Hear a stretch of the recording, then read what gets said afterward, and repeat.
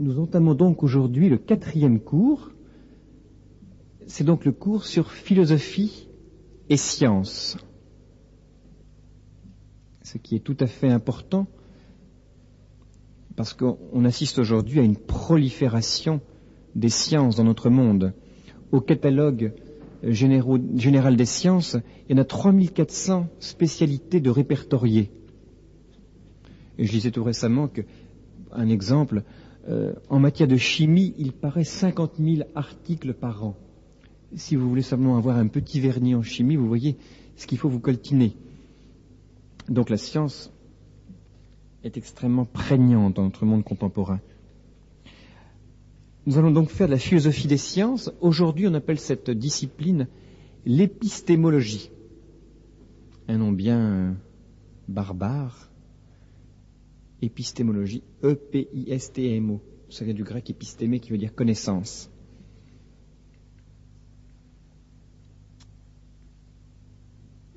Je vous resitue donc qu'il y a 3 grands genres de connaissances qui sont la science, la philosophie et la foi.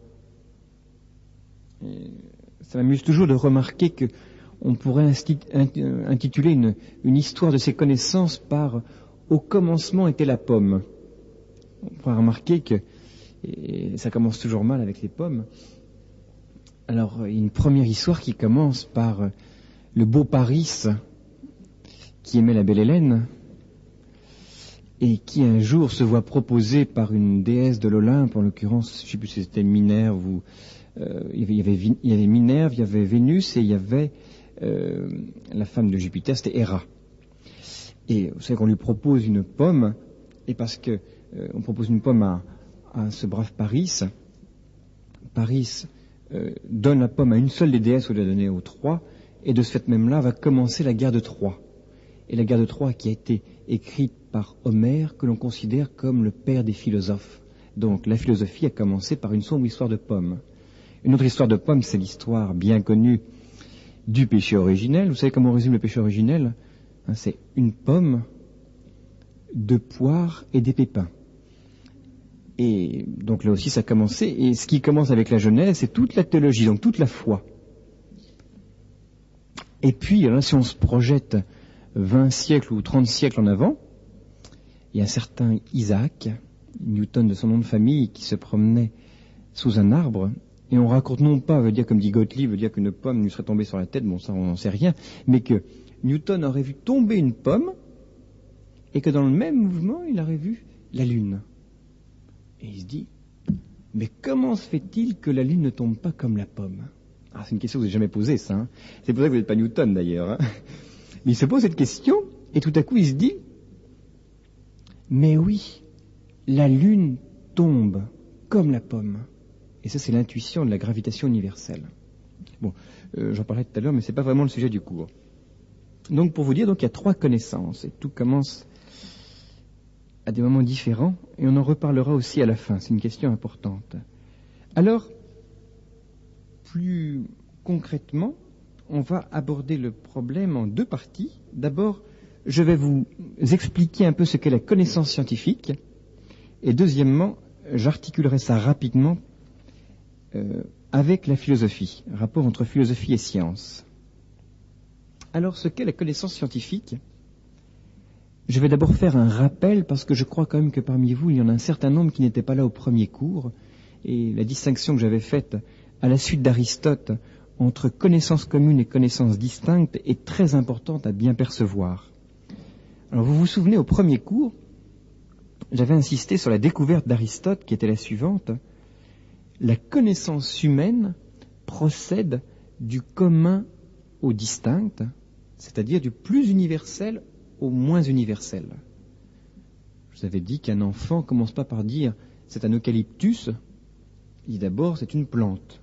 Moi, si jamais il dit c'est un eucalyptus, franchement, il s'agirait de voir un petit peu son cursus. Il y a pour moi un prix Nobel dans l'air. Donc, la connaissance démarre du plus universel.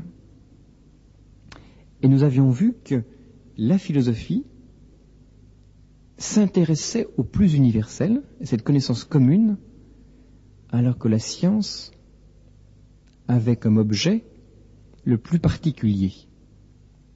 La science ne nous parle pas du mouvement en général, ça n'intéresse pas. Ce qui l'intéressera, c'est le mouvement de Neptune ou d'Uranus autour du Soleil. Alors à ce sujet-là, il faut quand même que je résolve une objection classique d'un certain Karl Popper, qui est un célèbre philosophe scientifique, P.O. de P.E.R., qui est de ce siècle-ci, qui disait la connaissance commune, c'est par exemple le soleil qui se lève chaque matin. Voilà une connaissance parfaitement universelle et commune.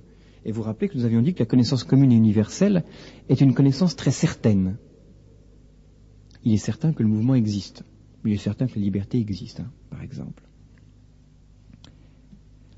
Or, Popper nous dit, exemple de connaissance commune, le soleil se lève chaque matin. Il est évident que notre vie est réglée de telle manière que demain on imagine que le soleil se lèvera. Reste que, il est quand même possible qu'un beau jour le soleil ne se lève pas. Donc, dit-il, la connaissance commune n'est pas absolument certaine, elle n'est qu'extrêmement probable. En fait, Karl Popper se trompe. Non pas qu'il se trompe, il est très possible que demain, en effet, le soleil ne se lève pas, ça serait quand même pas très très rigolo, mais surtout, c'est que l'exemple qu'il donne n'est pas un exemple de connaissance commune. Je précise juste en 2 secondes, c'est une connaissance qui est commune à toutes les personnes, oui, mais ce n'est pas une connaissance très universelle. Le fait que le soleil se lève, c'est une connaissance très particulière, ça intéresse un objet très particulier qui est le soleil. Alors que lorsque je parle de connaissance très universelle, c'est non pas le soleil, mais ça serait par exemple le soleil, ça serait pas le soleil, ça serait les astres ou le ciel. Là, c'est un objet très universel. Le mouvement général, c'est très universel. Parler de mouvement électromagnétique ou d'isospin ou je ne sais pas quoi, ça, c'est du très concret. Donc, l'exemple que donne Karl Popper est absolument pas du tout probant. Bien, juste pour vous rappeler que le scientifique s'intéresse à un objet très particulier et très circonstancié. Ceci étant, on va rentrer dans le détail, et pour expliquer ce qu'est la connaissance scientifique, il faut procéder à une distinction à 3 niveaux. Alors je parlerai en général de la connaissance scientifique par excellence qu'est la science physique. Je sais très bien que les sciences, actuellement, ça s'étend jusqu'aux sciences humaines, la cybernétique, ce que vous voulez, mais par excellence, la science reste quand même la science physico-mathématique qui était fondée au XVIIe siècle avec Huygens et Isaac Newton. Newton qui est vraiment paru comme le monstre en science. Vous savez que lorsque Newton est apparu, veut dire on l'a considéré comme une espèce de demi-dieu. Il y avait un projet d'épitaphe sur son tombeau qui était, avant Newton, le monde était dans les ténèbres, Dieu dit que la lumière soit, et Newton fut. Donc, pour vous dire à quel point il représente, et tous les Anglais le savent bien, parce que je ne sais pas quel billet anglais représente Newton, il était inspecteur des finances très longtemps. Alors, donc, pour expliquer ce qu'est la science, il faut faire un décryptage à 3 niveaux. Premièrement, d'abord, expliquer ce qu'est la définition physique, c'est ce qui est le plus élémentaire. Deuxièmement, un niveau de complexité un peu supérieur, ce qu'est la loi physique. Et enfin, élaboration encore un peu plus complexe, ce qu'est la théorie physique. Donc définition, loi, théorie. Pour les férules logiques, ça copie quand même assez bien la distinction des 3 opérations. Définition correspondant à la première opération de l'esprit, la loi la seconde, la théorie la 3e. Je ne fais pas de rappel parce que théoriquement, vous devez apprendre les cours au fur et à mesure. C'est la seule manière pour que ça porte du fruit. Bergson disait que tout s'apprend, y compris la philosophie. Donc c'est un encouragement à travailler. Alors, pour chacune des parties, je vous dirai d'abord ce que c'est, qu'est-ce que c'est que la définition, la loi, la théorie, et ensuite je vous dirai un petit peu la valeur de vérité qu'il y a dessous, jusqu'où ça va, qu'est-ce que ça nous fait connaître de la réalité. Alors d'abord, donc, la définition physique, sa nature.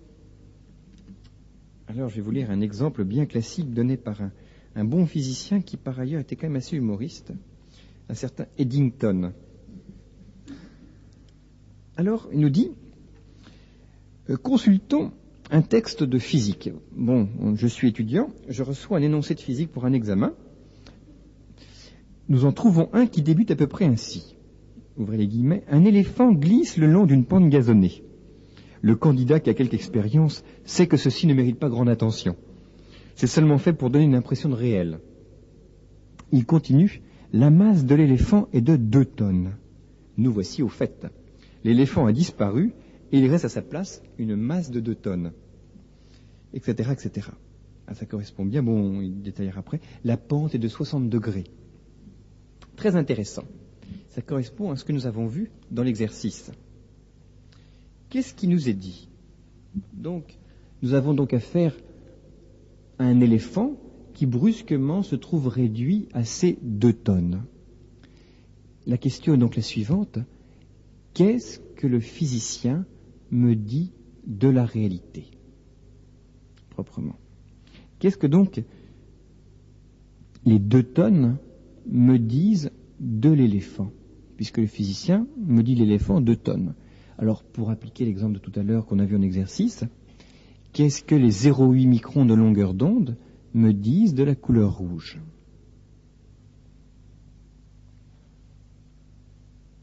C'est très intéressant et très important parce que, comme dit par exemple Planck, le célèbre Planck, les définitions physiques du son, de la couleur, de la température n'ont l'air d'avoir aucune espèce de rapport avec l'expérience courante. Quand on parlait de 0,8 microns, on disait c'est parfaitement objectif, ça n'a rien à voir avec le sujet.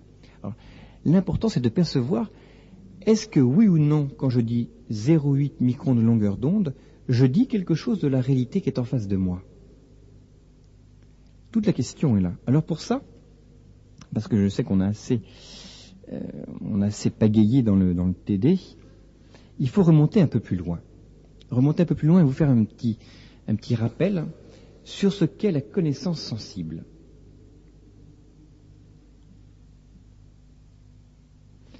La connaissance sensible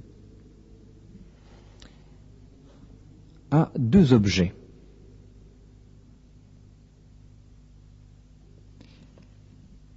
Alors prenons un exemple, ça paraîtra tout simplement. Un exemple. Bon, par exemple, quand je vois une personne, ou quand je vois quelque chose de plus simple, le soleil. Bon. Du soleil, je peux d'abord dire, il est jaune. Donc, premier objet de la connaissance sensible, ça va être le jaune du soleil. En l'occurrence, son objet, c'est quoi? C'est la couleur.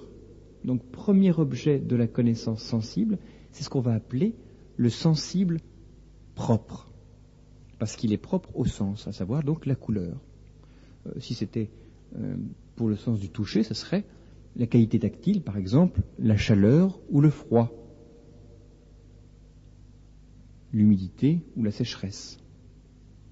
Donc, premier objet de la connaissance sensible,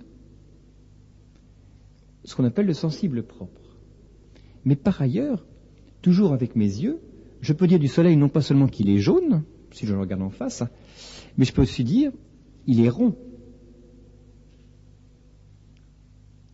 Et c'est très intéressant, c'est que lorsque je dis qu'il est rond, je peux le dire du soleil, quand je le regarde, mais il n'y a pas que mon œil qui connaît la rondeur. Avec ma main aussi, je peux apprécier la rondeur.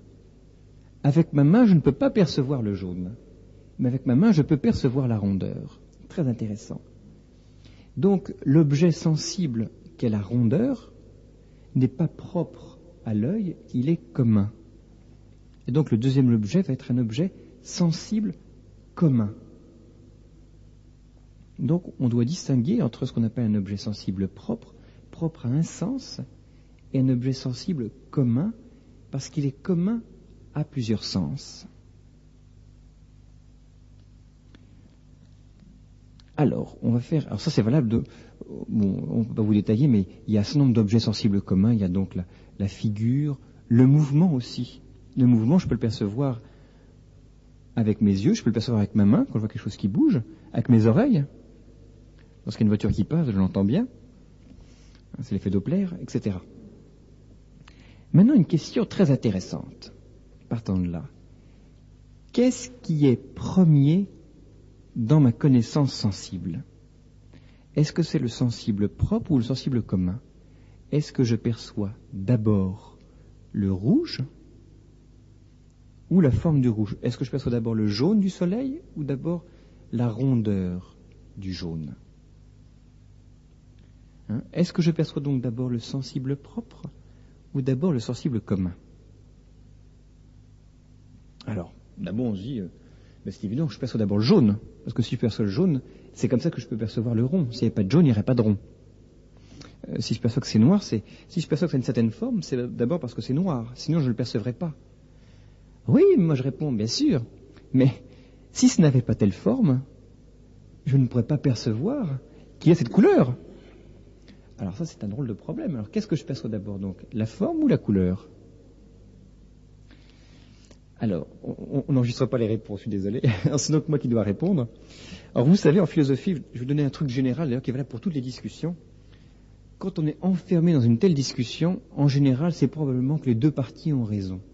Donc on dit, l'un et l'autre ont raison. Ce qu'on perçoit en premier, c'est quoi?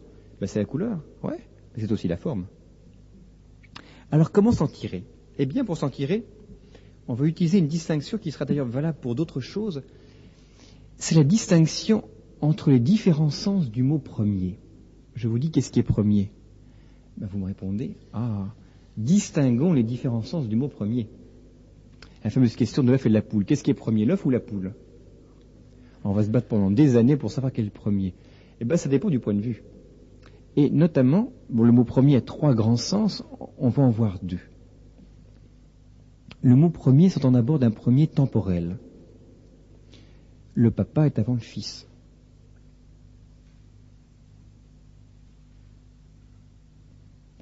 Deuxième sens, le premier s'entend d'un premier non pas temporel, mais en nature, en perfection. Application, le gland ou l'œuf est premier temporellement avant la poule ou avant le chêne. Mais en perfection, je pense quand même qu'on peut dire que la poule est plus parfaite que l'œuf et le chêne que le gland. Ce qui est intéressant, on se rend compte que ce qui est premier en perfection est dernier dans l'ordre du temps, chronologiquement, alors qu'inversement, ce qui est dernier en perfection, donc ce qui est le plus imparfait, est premier temporellement. Une remarque est très intéressante. Ça s'applique à beaucoup de niveaux. L'enfant est d'abord plus imparfait, puis après ça, il devient adulte, il devient parfait. C'est le processus normal dans la nature. Donc, il y a une distinction entre le premier temporel et le premier en perfection. Appliquons ça à notre problème. Sensible propre, sensible commun. Qu'est-ce qui est temporellement, premièrement connu? C'est le sensible propre. Ce que je connais d'abord, c'est rouge, c'est noir, c'est vert, c'est chaud, etc. Ça fait du bruit. C'est donc le sensible propre qui est d'abord connu.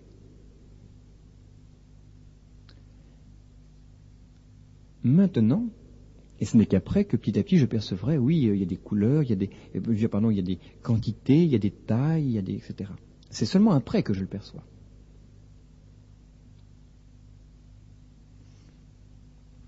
Bien.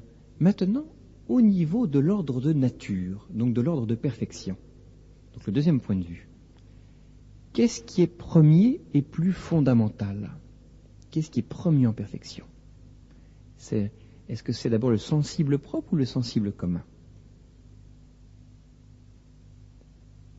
Eh bien, c'est le sensible commun qui est premier. C'est le sensible commun qui est premier. Pour que la couleur puisse exister, donc pour que le sensible propre de couleur puisse exister, il faut qu'il y ait une surface. C'est la surface qui permet à la couleur d'exister. Donc la surface est plus fondamentale.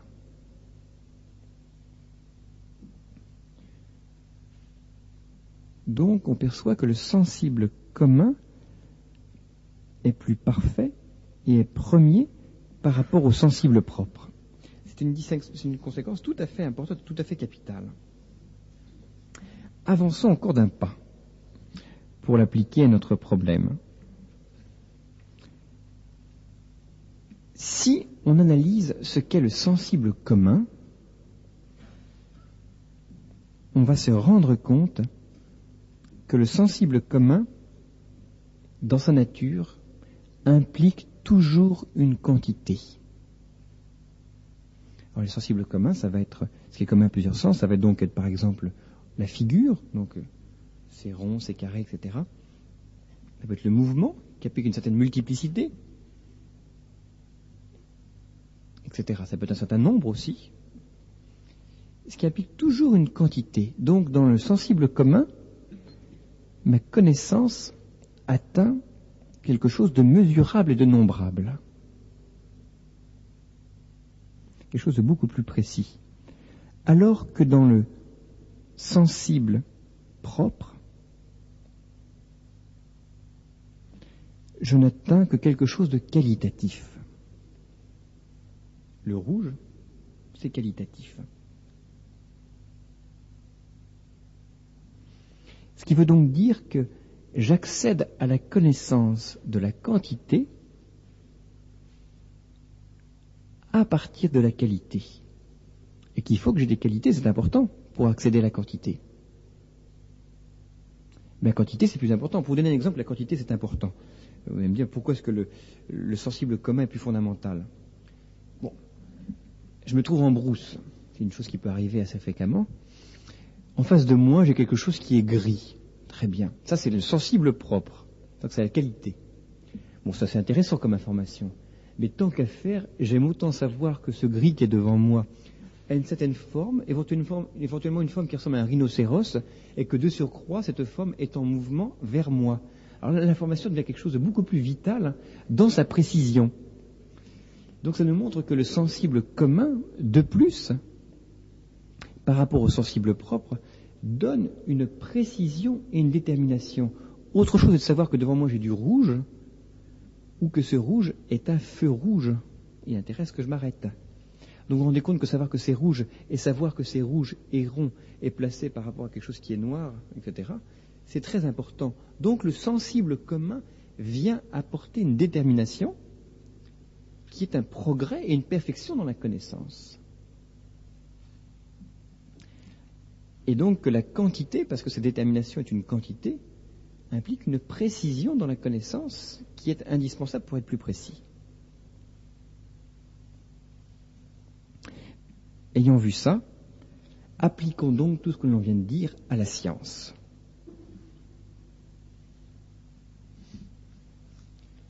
Qu'est-ce que la science connaît? Alors au début, chez les Grecs notamment, la science s'intéressait beaucoup au sensible propre. On parle. La science chez Aristote, par exemple, c'était connaître les rapports entre l'humide et le sec, le chaud et le froid, etc. Mais bien vite, on s'est rendu compte que c'est sympathique de connaître le chaud et le froid, mais quand il s'agit de connaître la température de fusion du fer, savoir que c'est chaud, ça ne donne pas beaucoup d'éléments par rapport à la température de fusion de l'or.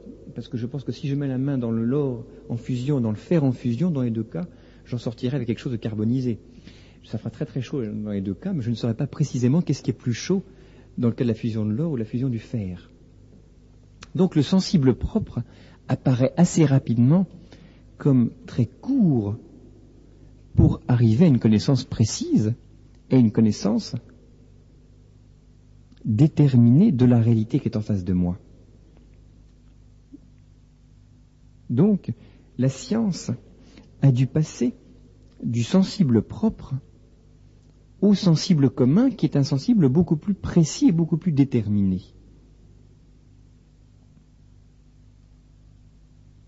Elle est donc passée de j'ai chaud ou j'ai froid à cette connaissance précise de la quantité qui est la dilatation d'une colonne de mercure qu'on va corréler à une graduation qui va nous dire c'est 20 degrés Celsius ou tant de degrés Kelvin ou peu importe. Et donc la science a commencé véritablement à naître lorsqu'on a pu dire très précisément c'est telle quantité et non plus telle qualité qui était soumise un petit peu à ce que chacun percevait. Alors, donc la science, pour conclure, parce que c'est un sujet qui est bien vaste, la science donc connaît la quantité. En connaissant le sensible commun, la science connaît la quantité. Ce qui veut donc dire que la science connaît quelque chose de la réalité, ce qui est très important. Et que donc, distinguer entre connaissance commune du sensible propre et connaissance scientifique, donc du sensible commun, ce n'est pas une distinction subjectif-objectif. Peut-être que je reprenne parce que c'est un peu rapide là. La distinction entre la connaissance sensible propre commune, dire c'est rouge, c'est chaud, etc., et la connaissance scientifique qui vous dit c'est 0,8 microns de longueur d'onde et c'est 20 degrés Celsius, c'est pas une distinction entre subjectif d'une part. Moi je dis que c'est chaud, mais toi tu penses qu'il fait froid. Bon, d'accord, c'est ton opinion, moi c'est la mienne, je la garde. Hein. C'est mon opinion, je la partage. C'est pas une distinction entre le subjectif et l'objectif, puisque dans les deux cas, c'est bien un sujet qui perçoit. Il faut bien quand même que j'ai des yeux pour percevoir qu'il y a une coïncidence entre ma colonne de mercure et ma graduation. On ne peut pas envisager un scientifique qui soit aveugle, sourd et anesthésié. Les personnes qui sont en état de coma, même si Einstein, sur table d'opération, n'est pas un très bon scientifique, il est anesthésié, il ne perçoit rien du tout. Il y a un scientifique qui se demandait quel était le minimum vital sensoriel requis par un scientifique. Il disait qu'il fallait quand même qu'ultimement le scientifique soit borgne. Bon, mais il fallait quand même qu'il ait un œil. S'il n'y avait pas d'œil, il ne pouvait plus rien faire du tout. Donc ça montre bien que le scientifique a une connaissance de la réalité sensible. C'est très important ça. Le scientifique donc connaît quelque chose de la réalité sensible. Quand je dis que vous faites 1m80, j'ai pas tout dit de vous, mais j'ai quand même dit quelque chose de vous. Mais j'ai bien dit quelque chose de vous, 1m80, ça correspond à quelque chose qui est dans la réalité. Donc, le scientifique connaît la quantité. Alors, passons maintenant au deuxième point, après avoir vu la nature de la connaissance scientifique, sa certitude. Ou plutôt, qu'est-ce que le scientifique me dit de la réalité précisément? On va creuser un peu cette question. Alors c'est une question qui est extrêmement importante et qui est beaucoup débattue par les épistémologues, par les spécialistes de philosophie des sciences actuellement. Notamment, il y a un grand personnage qui s'appelle Jean Ladrière, qui a beaucoup parlé, peut-être que certains le connaissent, j'imagine, c'est un très très grand bonhomme, une espèce de grosse tête, vous savez, qui a fait une thèse de doctorat sur Shakespeare, après ça une thèse de doctorat en philosophie, il a fait une thèse de doctorat sur Gödel, c'est le monument. Bon. Ce Jean Ladrière, lui, il estime que le problème de la science contemporaine, c'est de comprendre, et c'est une sacrée question en effet, comment se fait-il que, apparemment, l'instrument mathématique qui nous parle de la quantité, en effet, un instrument mathématique qui a l'air d'être complètement construit par l'intelligence, néanmoins me dit quelque chose de la réalité. Donc la science qui apparemment a l'air d'être complètement élaborée par le cerveau du scientifique, néanmoins est adéquate à la réalité. La preuve, c'est qu'on envoie des fusées dans la Lune. C'est donc pas complètement lunatique, la science. Hein. Alors, comment se fait-il que ça peut coller? Finalement, la question qu'on se pose, et qui est extrêmement importante, c'est qu'est-ce que la quantité me dit de la réalité? Notamment par rapport à la qualité. Alors là, je vais être obligé, je vais être obligé de vous demander de l'admettre, faire une toute petite incursion en métaphysique pour faire une distinction entre ce qu'on appelle la substance et les accidents. Ah. On en reparlera plus profondément en métaphysique, mais il faut juste en dire un petit mot pour que vous puissiez comprendre. Dans un être, en métaphysique, on découvre ça, et même déjà en philosophie de la nature, on doit distinguer deux aspects. D'une part, ce qu'on pourrait appeler l'être profond, ce que c'est de la chose, et d'autre part, ce qu'on appelle les accidents, c'est-à-dire l'être plus superficiel. Je vais vous donner un exemple très simple, vous allez comprendre tout de suite. Si je prends la photo de vous, ravissant poupon, que vous étiez lorsque vous aviez 3 semaines, petit bébé rose, etc., et que je prends la photo que vous êtes maintenant, adulte mûr et mûri, si je regarde ce qu'il y a de commun entre les deux, du point de vue du sensible propre, il n'y a pas grand-chose. J'imagine que ce qui est tout rose, maintenant, vous êtes un peu plus racorni par la vie, bon, etc. Au niveau du sensible propre, donc il n'y a pas exactement la même chose. Et même au niveau du sensible commun, par rapport à la taille, je pense que vous ne mesurez plus 50 cm et vous pesez un peu plus de 3 kg. Moi, je le souhaite. Et donc, et du point de vue du sensible propre et du point de vue du sensible commun, donc, et du point de vue de la qualité et du point de vue de la quantité, il n'y a rien de commun. Pourtant, je pense que en vous-même, vous percevez quand même que vous êtes le même être. C'est le même être que vous voyez sur la photo et que vous êtes maintenant. Donc vous percevez que, au niveau de ce que vous êtes, de votre être profond, vous êtes le même, et pourtant au niveau de tout ce qui est, à savoir votre couleur, votre taille, etc., tout ça, c'est passé, ça a changé. Ce qui est demeuré, l'être profond, c'est ce qu'on appelle la substance. Substare, étymologiquement, c'est-à-dire ce qui demeure sous. C'est une étymologie qui n'est pas tellement bonne, mais peu importe. Donc c'est ce qui demeure sous, c'est donc l'être profond. Et ce qui passe, les accidents, accidere, ce qui arrive. Donc c'est toutes les qualités qu'on a vues, les qualités, etc. Alors, une thèse que l'on démontre, j'ai pas tellement le temps de vous le démontrer, mais qu'on peut observer, est la suivante, c'est que la quantité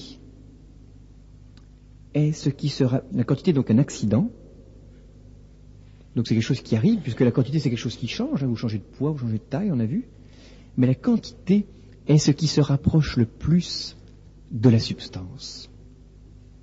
La quantité est ce qui me dit de plus près ce qu'est la substance d'un être. Alors, c'est une thèse extrêmement précieuse démontrée par Aristote et qui est tout à fait géniale et qui est finalement la grande solution au problème scientifique contemporain. Mais comment se fait-il que la quantité me dit la réalité? Alors en même temps on se rend compte que la réalité ne me dit pas ce que sont les choses. Quand j'ai dit en effet 0,8 microns, j'ai pas dit ce qu'était le rouge, mais par la quantité, je m'approche au plus près de la réalité. Je ne peux pas arriver jusqu'au plus intime parce que c'est trop difficile.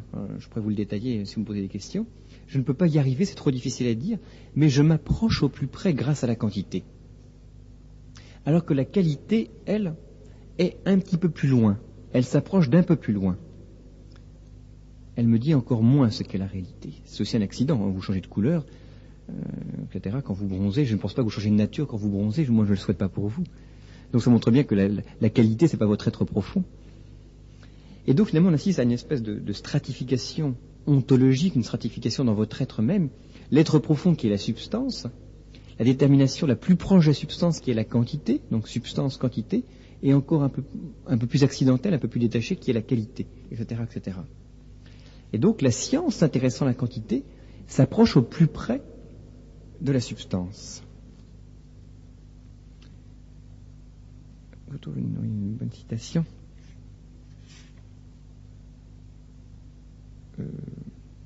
Non, pas spécialement. Donc ça nous dit quand même quelque chose. Je sais pas, moi, prenez par exemple une annonce du chasseur français, l'annonce matrimoniale. C'est amusant de voir que les annonces matrimoniales du chasseur français procèdent finalement par la quantité. Bon, bel homme, ça c'est assez subjectif, c'est quand même assez qualitatif, c'est vrai. Bel homme sur le retour, je sais pas. Mais 1m82, 53 ans, etc., veut dire tel tour de taille, tel tour, ce que vous voulez. Miss Monde, ce qui intéresse à Miss Monde, c'est savoir comment est-ce qu'elle fait le tour de poitrine, tour de hanche, et tour je sais pas quoi. Bon, c'est la quantité. Comme si la quantité était ce qui s'approchait le plus de l'être. Et donc, en l'occurrence, de la personne. Et c'est vrai que votre teinturier connaît quelque chose de vous, votre tour de cou, etc. Il connaît quelque chose. Il ne connaît pas tout ce que vous êtes, mais il connaît quelque chose de vous. Tu me fais signe. Donc, la science connaît quelque chose du réel, mais surtout, et c'est ça notre problème à nous, elle ne connaît pas tout le réel. Et ça, il faut bien qu'elle le réalise. Et ça, c'est ça qui nous intéresse parce que quand vous avez lu pour un certain nombre le texte sur les longueurs d'onde et sur le rouge, vous étiez convaincu que les 0,8 microns de longueur d'onde me disaient ce qu'était le rouge. Eh ben non. Non. Ça me dit quelque chose du rouge, c'est-à-dire sa quantité, mais ça ne me dit pas tout ce qu'est le rouge. Alors, là je m'oppose à certains Gaston Bachelard que quelques-uns parmi vous connaissent de nom au moins, qui lui disait, alors là c'est l'erreur contraire, lui disait carrément, les mathématiques, veut dire la physico-mathématique, c'est une construction mentale. Alors là pour lui, veut dire c'était une pure invention de l'esprit, c'est du cérébralisme. Alors c'est pas vrai. 0,8 microns me dit quelque chose de la réalité. C'est quand même pas purement dans mon esprit, c'est quand même fondé dans la réalité. Quand je vous dis que vous pesez 60 kilos, c'est pas une pure construction. Je pense que sur la balance, il y a quand même, sinon, je sais pas, les régimes n'auraient pas beaucoup de raison d'être. Donc il y a quand même une objectivité dans la quantité. Mais la seule chose, ça me dit pas tout. Ça me dit quand même quelque chose de profond. Et donc l'intérêt de la science, puisque c'est très proche de la substance, c'est que ça va donner une connaissance extrêmement précise de la réalité. Et c'est pour ça que la science s'intéresse tellement à la quantité. Et on se rend compte au niveau de l'histoire des sciences, c'est qu'au fur et à mesure, les sciences se mathématisent de plus en plus. Parce qu'on se rend compte que quand on veut approcher de plus en plus près de l'être des choses, il faut s'approcher de plus en plus de la quantité.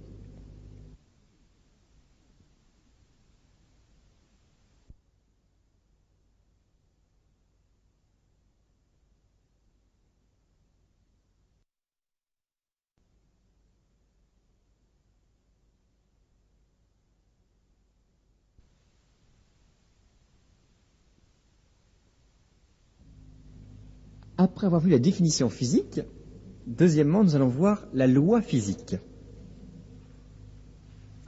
Premièrement, qu'est-ce que c'est que la loi?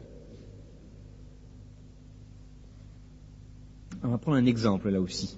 Un exemple bien classique sur lequel tous les écoliers ont planché. C'est la loi de Mariotte.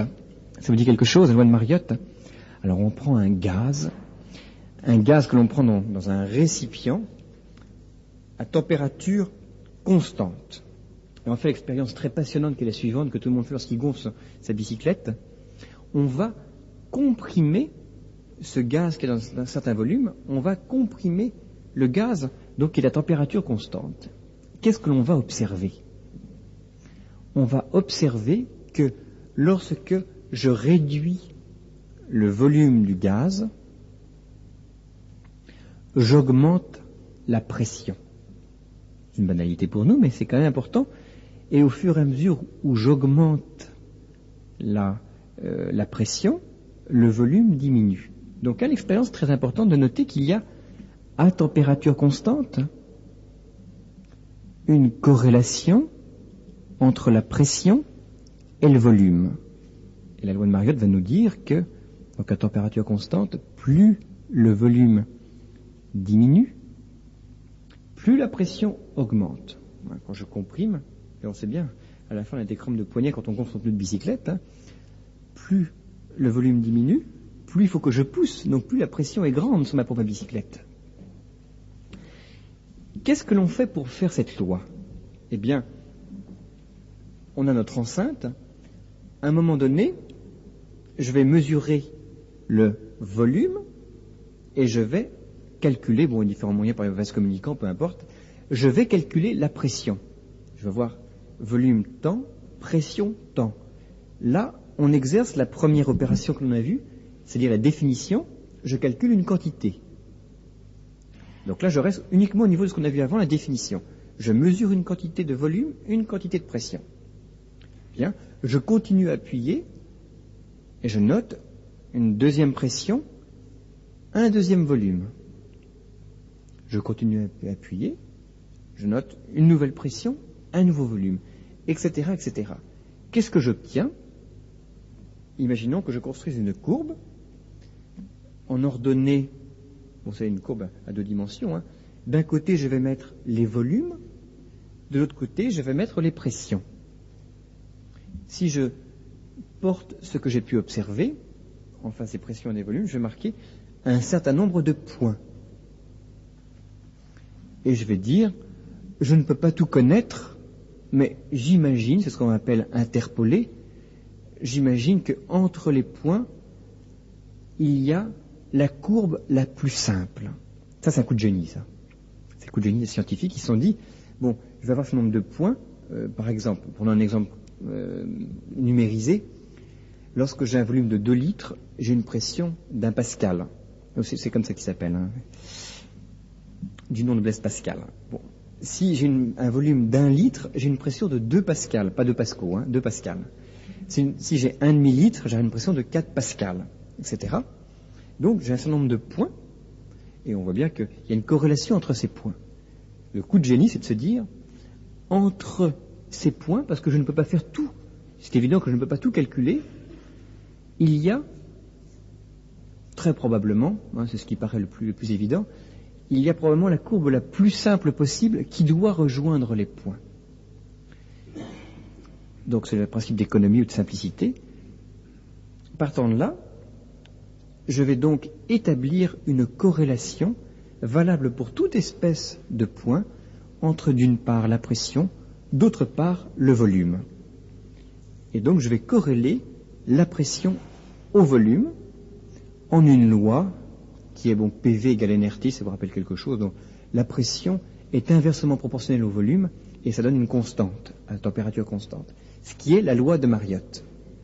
C'est clair pour tout le monde? D'accord. Qui ne dit mot qu'on sent. Alors donc, la loi est ainsi obtenue, je multiplie donc des mesures et je vais après ça dire que par simplicité, ce qui va corréler les différentes mesures, et même si je n'ai pas mesuré, c'est la loi la plus simple possible. Donc on va définir la loi, c'est ainsi que le fait M. Planck, un des plus géniaux physiciens du siècle. Einstein l'apprécie énormément. Il a défini, peut-être que vous allez le copier, ça vaut la peine quand même d'avoir une bonne définition. Une loi physique est une proposition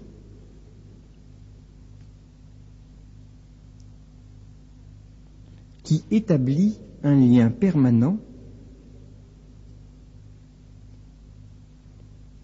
et impossible à rompre entre des grandeurs physiques mesurables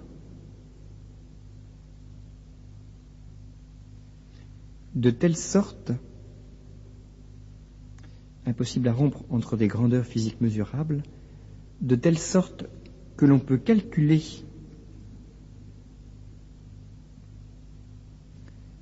une de ces grandeurs quand on a mesuré les autres. Je répète, une loi physique est une proposition qui établit un lien permanent et impossible à rompre entre des grandeurs physiques mesurables de telle sorte que l'on peut calculer une de ces grandeurs quand on a mesuré les autres.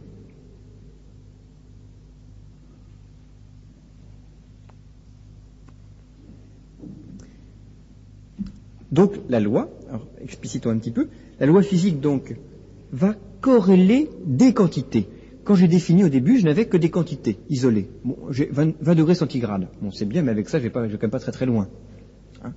L'intérêt, c'est que là, je vais corréler 20 degrés centigrades, par exemple, à telle pression. Quand je comprime, il fait plus chaud. C'est l'intérêt du métro. Hein. Donc on peut corréler la température avec la pression. Et de ce point de vue-là, donc, la loi va être une corrélation entre des quantités. Donc la loi est donc fondée expérimentalement, très important. La loi, c'est pas une hypothèse. La loi, c'est expérimental.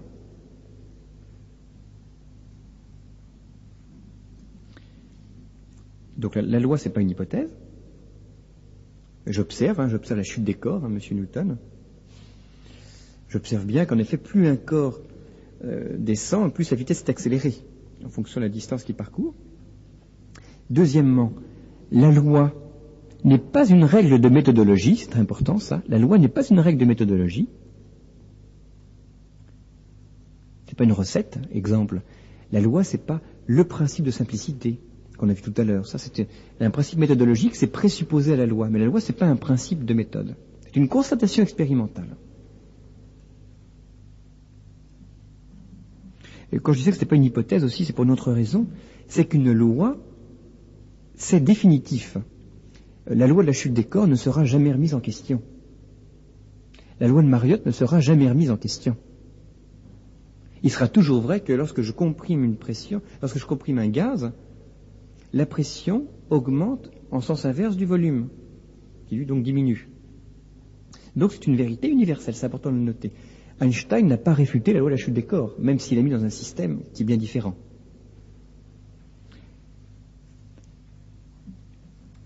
Alors, ayant vu ça,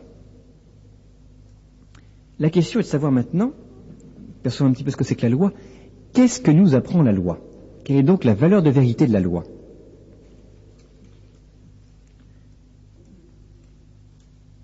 Eh bien, premièrement, il faut se rendre compte que la loi, s'intéresse à un objet idéal.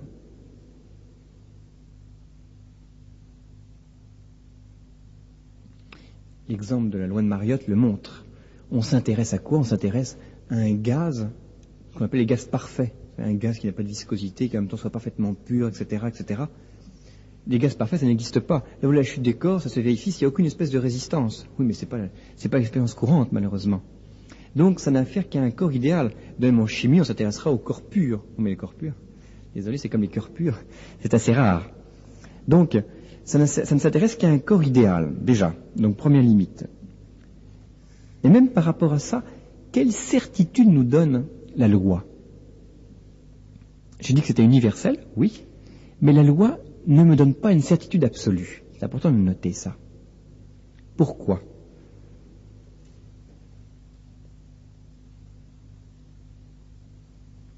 Eh bien, reprenons l'exemple de la loi de Mariotte. La loi est obligée d'abord d'interpoler.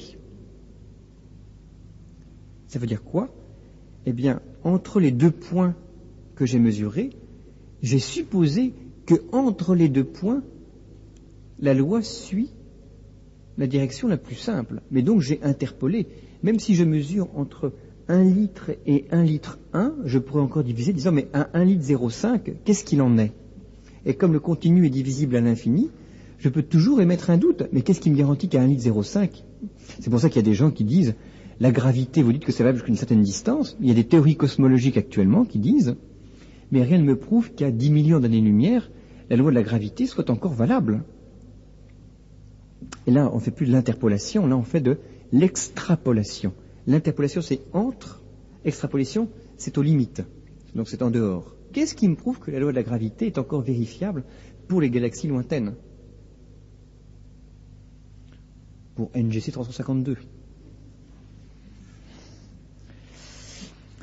Et enfin, dernier point, donc vous voyez, la loi est une... On pense que c'est vrai, mais la preuve, c'est tout le problème. Einstein, justement, a bien montré que ce qu'on pensait être vrai, pour les vitesses proches de la lumière, était faux. Exemple, tout le monde est convaincu que lorsque je commence à courir, je ne prends pas du poids parce que je cours. Au contraire, lorsque je cours, en général, je perds du poids. Bon, mais peu importe. Si je prends un caillou et que je le lance, j'ai quand même pas l'impression que parce que mon caillou est en l'air et qu'il va à une certaine vitesse, pour autant, le caillou prend du poids. Je crois que toute personne de bon sens dira qu'en effet. Et en effet, Newton aurait dit ça. Or, il est démontré que lorsque un être matériel a une vitesse qui approche de celle de la lumière, il prend un poids extrêmement grand, et lorsqu'il s'approche indéfiniment de la lumière, il prend un poids qui augmente indéfiniment. C'est une des conséquences de la relativité. Eh bien, c'est même valable pour une petite vitesse. Quand vous courez, je suis désolé, vous prenez un supplément de poids qui doit être équivalent d'environ une masse atomique, c'est-à-dire 0,00000, je sais pas, 1 milliardième de gramme. Mais bref, vous prenez du poids. Ce qui montre donc bien qu'en fait, on a extrapolé lorsqu'on a dit que la masse est invariante. C'est pas vrai, la masse n'est pas invariante. Ok? Un autre point, un dernier point, par rapport à la loi, là encore, comme pour la définition physique, il faut dire que la loi laisse tomber beaucoup d'aspects du réel. De même que la définition physique ne me dit que la quantité, donc elle ne me dit pas ce que c'est, elle ne me dit pas qu'est-ce que c'est qu'un homme. Alors c'est frappant, excusez-moi ça me revient, mais c'est frappant pour la querelle sur le quotient intellectuel. Vous savez, actuellement on a calculé que dans 15 pays occidentaux, le quotient intellectuel est en hausse, on est tout fiers. Oh là là. Mais le problème c'est que l'intelligence, dans sa nature même, n'est absolument pas réductible à la quantité. La science ne me dit rien, tant qu'elle reste dans le quantifiable, elle ne me dit rien de l'intelligence. Voilà, le QI qui essaie d'établir une corrélation par exemple, entre race et intelligence, donc ça sera au niveau de la loi physique, ne me dit absolument rien, en fait, des corrélations profondes entre l'intelligence et les personnes. Donc, la loi, de nouveau, non seulement intéresse un objet idéal, premièrement, deuxièmement, n'est que probable, mais troisièmement, laisse tomber des aspects primordiaux de la réalité. Un exemple qui a fait couler beaucoup d'encre, on disait à M. Isaac Newton, bon, c'est bien votre loi P égale mg, hein, bon, très bien, la loi de la gravitation, etc. Elle fait calculer les mêmes prix sur des carrés. Bon, c'est bien. Mais M. Newton, qu'est-ce que c'est que la gravitation? Newton ne sait pas plus que vous ce que c'est que la gravitation. Il ne sait pas. La loi de la gravitation universelle, même si le nom est bien pompeux, ne me dit pas ce qu'est la gravitation universelle. Troisièmement, après la définition et la loi physique, la théorie physique. Premièrement, qu'est-ce que c'est que la théorie? Alors, prenons toujours un exemple. Déjà les Grecs, dès le début, les Grecs avaient bien observé le ciel. Ça fait penser à un petit truc amusant. Les Grecs, quand ils voulaient savoir si quelqu'un avait des bons yeux, ils faisaient sortir les élèves, ils disaient « Regardez le ciel ». Ils leur demandaient de regarder la grande ourse. Combien y a-t-il d'étoiles dans la grande ourse? Il y a combien d'étoiles dans la grande ourse? Vous n'avez jamais regardé? 6? Oh, quand même. 7. Bon, eh bien, vous auriez été classés parmi ceux qui n'avaient pas de bons yeux. Il y en a 8. Il y a une petite étoile qui s'appelle Alcor, au pied des étoiles de la grande ourse. C'est un des trucs, quand tu regardes le ciel, si vous en voyez 8, très bien, t'as de bons yeux, sinon toi t'es bon pour l'oculiste. Alors, bon, peu importe, mais les Grecs avaient très tôt observé que dans le mouvement des planètes, il y avait ce qu'on appelait un mouvement de rétrogradation. Les planètes n'ont pas un mouvement continu, mais ont un mouvement un petit peu en zigzag, comme ça. Elles ont un petit mouvement, puis elles reviennent un peu en arrière, puis elles continuent. Bien. Ayant observé ça, ils se sont dit comment rendre compte de ce mouvement. Alors, ils étaient convaincus, la Terre paraissait immobile, donc que la Terre était au centre du monde. C'est ce qu'on appelle le géocentrisme. Gé, en grec, ça veut dire la Terre. Donc, comment expliquer, la Terre étant au centre du monde, comment expliquer ce mouvement? Alors, il est venu un certain, alors il y a eu beaucoup de théories, bon, peu importe, et notamment, la théorie la plus célèbre, c'est la théorie d'un certain Ptolémée, la théorie ptolémaïque, qui est mort en 140, un grand astronome alexandrin, qui lui a expliqué ça par un système qui est bien connu, qu'on appelle le système des épicycles et des déférents. Alors un truc hyper compliqué, qui consistait en... Il y avait un grand cercle déférent, et sur le déférent, donc c'est une espèce de grand cercle, il y avait un deuxième petit cercle, un tout petit cercle, de telle manière que la planète se trouvait non pas sur le grand cercle, mais sur le petit cercle. Ce qui fait qu'il y avait un double mouvement. D'une part, le grand cercle qui tournait, ce serait intéressant d'avoir un tableau, d'une part, il y avait le grand cercle qui tournait, et le petit cercle lui-même qui tournait aussi. Ce qui fait que la combinaison des deux mouvements permettait à l'observation de voir qu'il y avait d'une part un grand mouvement, et d'autre part un petit mouvement de rétrogradation grâce au petit épicycle qui était sur le déférent. Tout le monde a compris, j'imagine. Alors pour ceux qui sont un peu plus compétents en matière de chorégraphie, il paraît que ça ressemble exactement au mouvement de la valse. Alors étant absolument incompétent en ces matières-là, je vous laisse seul juge. Mais donc ça correspond à ce mouvement-là. Alors voilà le mouvement de ce cher Ptolémée. Or, inutile de vous dire que pour les différentes planètes, c'était effroyablement compliqué. Mais qu'est-ce qui s'est passé donc? Ptolémée observe la réalité et en rend compte par cette grosse théorie, ce système. Arrive un certain Copernic, le chanoine Copernic, lui dit, mais franchement, si on mettait le Soleil au centre du monde, ce qu'on appelle donc l'héliocentrisme, hélios le Soleil, les fleurs héliotropes qui sont vers le Soleil, si on met le Soleil au centre du monde, il devient beaucoup plus facile de rendre compte du mouvement. Parce que le point de vue, désormais, c'est la Terre qui tourne elle-même autour du Soleil. Et à ce moment-là, le mouvement des planètes s'explique extrêmement simplement en supposant que le Soleil est au centre du monde, la Terre aussi, et d'autres planètes aussi autour. Et à ce moment-là, très simplement, on explique le mouvement. Alors, partant de là, expliquons un petit peu ce que c'est qu'une théorie. Dans le cas de Copernic, comme dans le cas de Ptolémée, on a construit une théorie.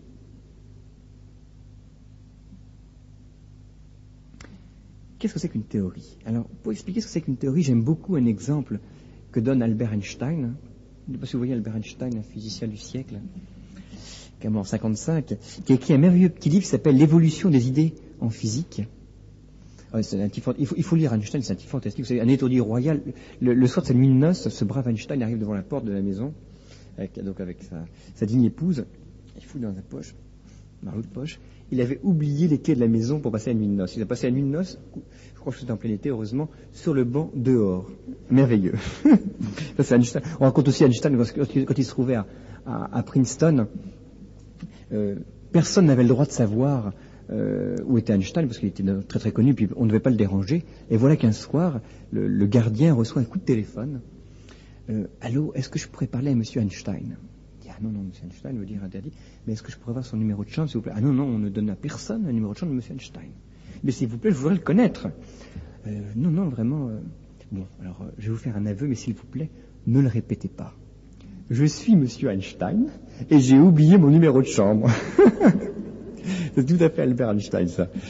Bon, en tout cas, dans son petit bouquin, un merveilleux petit bouquin qu'il a écrit avec le physicien Imfeld, qui s'appelle L'évolution des idées en physique, il dit « Le physicien est face à la réalité comme nous face à une montre dont on ne pourrait pas ouvrir le boîtier. Nous voyons le mouvement des aiguilles, et notre problème à nous physiciens, c'est d'expliquer la cause du mouvement des aiguilles. Une grande aiguille qui tourne vite, une petite aiguille qui tourne plus lentement. Mais je n'ai pas le droit d'ouvrir pour savoir quel est le mécanisme. Or, comment est-ce que je vais faire? Eh bien, je vais émettre une hypothèse sur le mécanisme qui expliquerait le mouvement des aiguilles. Alors, je vais essayer d'émettre une hypothèse qui correspond le plus possible à la réalité, et donc expliquant tous les aspects de la réalité. Mais je pourrais en laisser tomber certains, je ne suis pas absolument sûr de pouvoir tout expliquer. Et surtout, je ne saurai jamais si ce que j'ai posé comme hypothèse correspond à la réalité de la cause du mouvement. Eh bien, c'est ça une théorie. Ce cher Copernic ou ce cher Ptolémée sont en face de la réalité, ils observent un mouvement, nous aussi d'ailleurs, et je vais construire les hypothèses qui me permettront le plus possible de cadrer avec la réalité que j'observe. Donc une théorie, c'est finalement un ensemble d'hypothèses qui vont essayer de décrire au plus près, et plus possiblement même d'expliquer, entre guillemets, la réalité observée. Donc, la théorie est un ensemble d'hypothèses qui essaie d'approcher au plus près la réalité observée. Ce qui veut donc dire que la théorie ne procède pas de la réalité à mon intelligence, pas moi qui vais essayer d'abstraire quelque chose de la réalité, mais ça va de mon intelligence à la réalité. C'est d'abord moi qui construis et qui essaye après ça de voir si ça cadre ou ça ne cadre pas. C'est une très grande différence entre la théorie, la science justement, et la philosophie. La philosophie, elle, part du réel, elle ne construit pas la science, la philosophie. Elle a toujours beau rôle.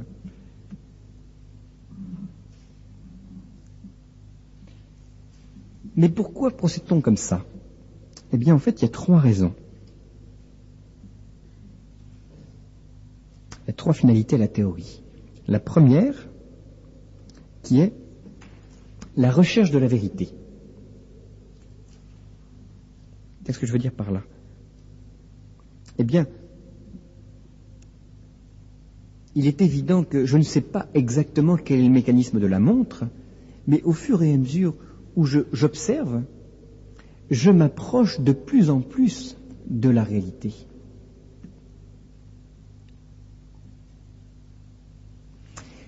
Je m'approche de plus en plus de la réalité. Et donc, les théories sont comme asymptotiques. Elles s'approchent comme de manière asymptotique. Par exemple, quand on voit ce que nous raconte Ptolémée par rapport à Copernic, c'est beaucoup plus loin de la réalité que ce que dit Copernic, c'est évident. Mais Copernic, c'est encore un petit peu plus loin par rapport à ce qu'on sait aujourd'hui. Donc, mais ça nous dit quand même quelque chose de la réalité parce qu'au fur et à mesure, on est de plus en plus précis dans nos observations. Donc, la théorie correspond à un besoin d'explication. Dire de la théorie qu'elle est simplement une construction d'intelligence, ça serait faux. Ça serait oublier que ma théorie pour expliquer le mouvement des aiguilles, ça correspond bien à quelque chose de vrai quand même dedans, mais ça s'approche simplement. Et ça s'approchera de plus en plus, sans jamais véritablement atteindre la réalité. Donc il y a une tendance à. Deuxièmement, la théorie, deuxième finalité, est un instrument de prédiction. L'intérêt de la théorie, mais ce n'est pas le seul, ça c'est une erreur de cette épistémologie contemporaine, de voir l'intérêt de la théorie uniquement dans la fécondité. Donc une théorie est féconde, mais ce n'est pas seulement ça, il y a aussi toujours la première raison. Une théorie est féconde. un intérêt de prédiction. Elle me dit des choses en avance. Exemple, très intéressant, Le Verrier, le célèbre astronome français Le Verrier, en s'appuyant sur ce que disait Newton, avait observé donc la planète Uranus, qui est une des 9 planètes du système solaire, et observant Uranus, avait observé qu'il y avait des espèces de troubles dans la trajectoire d'Uranus. Et s'est dit, s'il y a des troubles, il faut qu'il y ait une cause. Alors, m'appuyant sur la théorie de la gravitation universelle, je dois pouvoir déterminer la cause, en l'occurrence une planète, qui serait, comme il disait, la troublante d'Uranus. Et à partir des lois de la gravitation universelle, il s'est dit, s'il y a telle perturbation dans la trajectoire d'Uranus, il doit y avoir une autre planète à tel endroit. Il fait tous les calculs extrêmement compliqués, et un beau jour, il braque son télescope, exactement à l'endroit prévu par les calculs, et qu'est-ce qu'il voit devant ses yeux émerveillés? Il voit apparaître la planète Neptune. Donc, ça montre bien qu'une théorie a une fécondité. Grâce à la théorie, donc en observant un mouvement et en appliquant les lois de la théorie, il a découvert une autre planète. D'ailleurs, c'est la même chose qui s'est passé avec Neptune. Neptune avait aussi une troublante, et qu'on a découvert en 1930, qui s'appelle Pluton. D'ailleurs, Pluton elle-même, en ce moment, on sait très bien qu'il y a aussi des petits troubles des aberrations, comme on dit, dans sa trajectoire. Mais actuellement, si vous voulez vous tailler une place en matière de sciences astronomiques, essayez de trouver la 10e planète du système solaire, parce qu'on ne l'a pas encore trouvée. Troisième finalité de la théorie, c'est le besoin d'unité.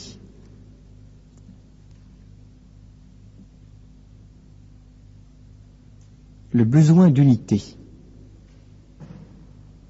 Il y a un besoin d'unité dans la pensée. La pensée tend au vrai, et le vrai est un. Le vrai n'est pas multiple. La pensée tend à la vérité, et la vérité est unité. Je ne peux pas dire que vous êtes homme et pas homme.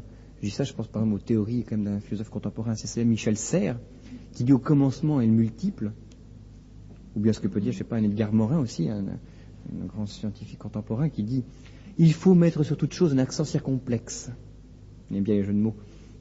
Non, je crois qu'il faut, contre ces philosophes-là, il faut quand même affirmer qu'on a envie d'avoir une connaissance unifiée. Et l'intérêt d'une théorie, c'est d'unifier les choses.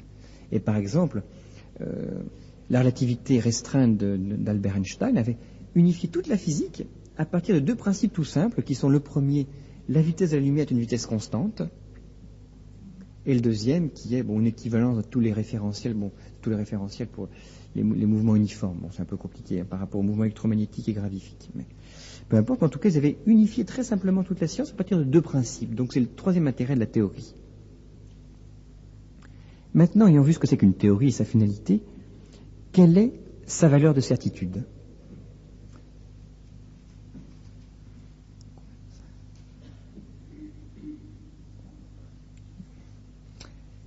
Sa valeur de certitude, eh bien, elle nous dit quelque chose de la réalité, c'est certain, on vient de le voir. Elle nous dit quelque chose de la réalité, la théorie.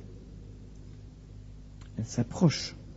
Mais en même temps, comme elle n'est jamais définitive,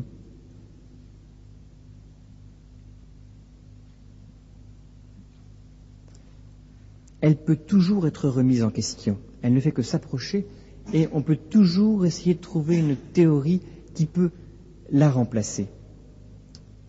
Exemple type, vous connaissez le dernier prix Nobel en médecine, c'est un certain Suzuki Tonegawa, bien connu, qui vient actuellement en médecine de découvrir donc une nouvelle théorie en matière de génétique, qui est tout à fait révolutionnaire, et qui remet en question les 2 grands dogmes de la génétique que l'on connaissait, à savoir l'immutabilité des chromosomes et un gène, une protéine. Bon, il vient de remettre ça en question, c'était déjà plus ou moins un petit peu flottant, mais lui-même vient complètement de bouleverser ça, il vient d'ouvrir des perspectives qui probablement en matière d'une part de compréhension en immunologie, même en cancérologie, maladies auto-immunes, etc., est extrêmement fécond.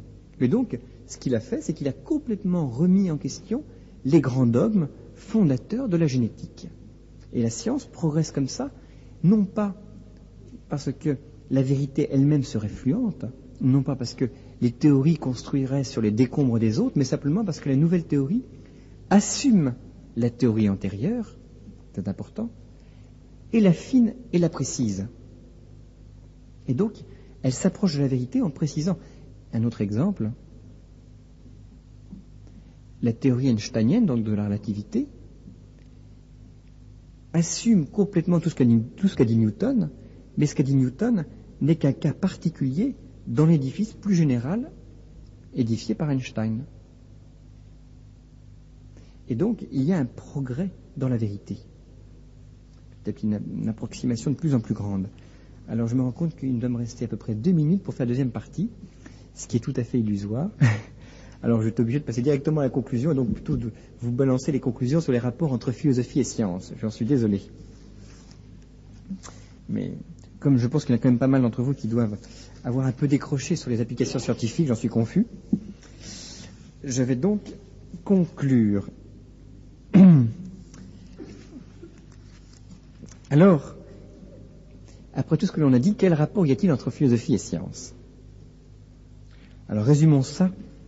C'est des rapports qui sont très complexes. Hein. Je n'ai pas prétention à les épuiser. Je ne donne que quelques pistes que je synthétise sous la forme des 3 A. On peut mettre ça sous forme de 3 A. Premier A, il y a un rapport d'autonomie.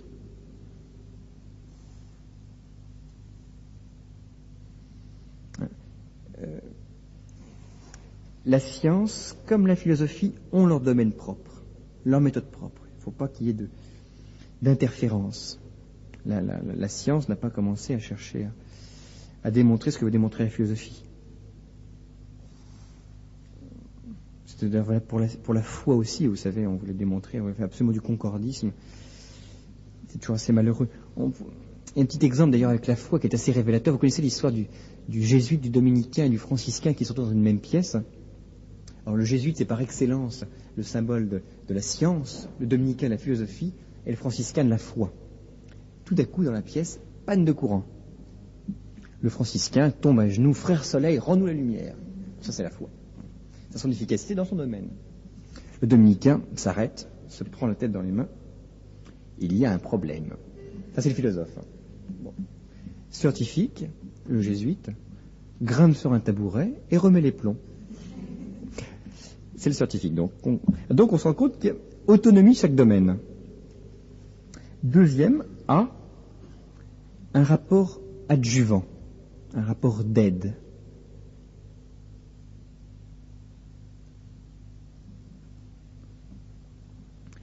Et un rapport, de ce point de vue-là, de complétude. Science et philosophie se complètent. Je ne peux pas vous le détailler tellement, je suis désolé.